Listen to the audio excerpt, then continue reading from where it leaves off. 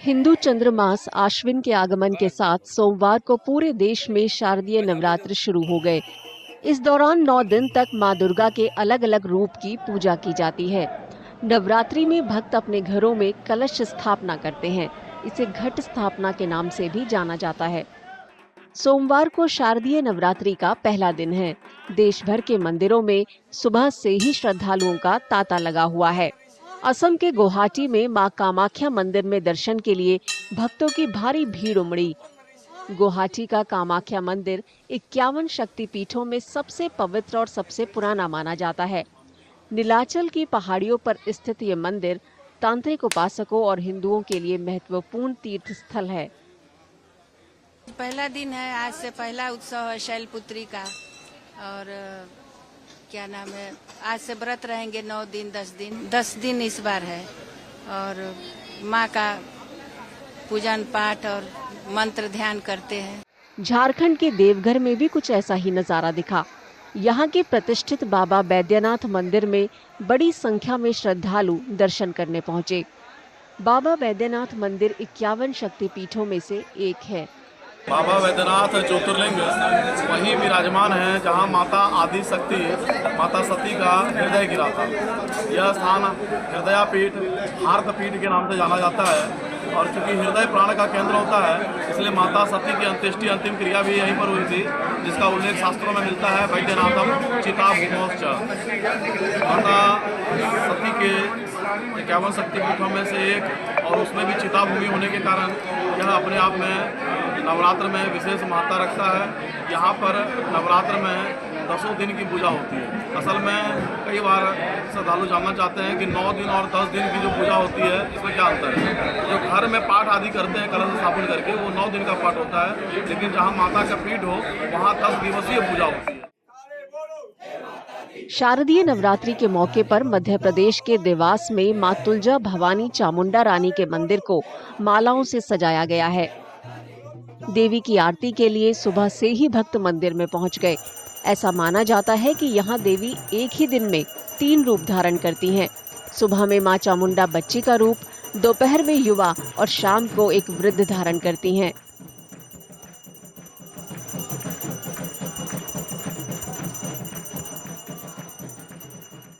माँ की इतनी विशेषता है कि मैं क्या गिनवाऊं। माँ की विशेषता कोई नहीं गिनवा सकता। मैं आ रही हूँ कम से कम 20 वर्षों से। क्या है इस माँ के दरबार में किसे चले जाती हैं आप? माँ का रूप ही ऐसा है, उनका स्वरूप ऐसा है कि देखने की इच्छा होती है। आज प्रथम दिवस है। सुबह का मुहूर्त में हर कोई चाहता है कि प्रथम हम दर्शन कर लें माता जी के। उठते से ही हर कोई माता जी के दर्शन करने आता है। मेन भीड़ जो रहती है वो देवास की जनताओं की रहती है। बाहर के लोग अभी कम आ पाते हैं। बाकी जो भी देवास के लोग रहते हैं वो चाहते हैं कि हम पहली सुबह माँ के दर्शन करके ही आए। यहाँ पे माँ का रक्त गिरा था, ये रक्तपीठ के नाम से जाना जाता है। राजधानी दिल्ली के मंदिरों में भी श्रद्धालुओं का तांता लगा हुआ है। कालका जी मंदिर में आधी रात को ही भक्तों की भीड़ लग गई।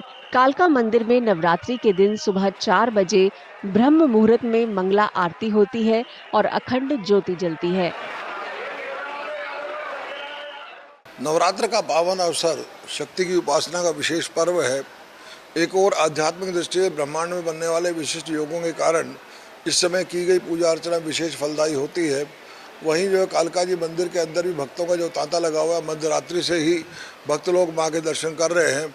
और अधिकांश भक्त जो है माँ के दर्शन करने के बाद ही अपने अनुष्ठान का शुभारंभ करते हैं। तो आज मध्यरात्रि में भगवती कालिका की विशेष पूजा अर्चना की गई और उसके साथ साथ ही जो है भगवती शैलपुत्री का भी जो है पूजन किया गया।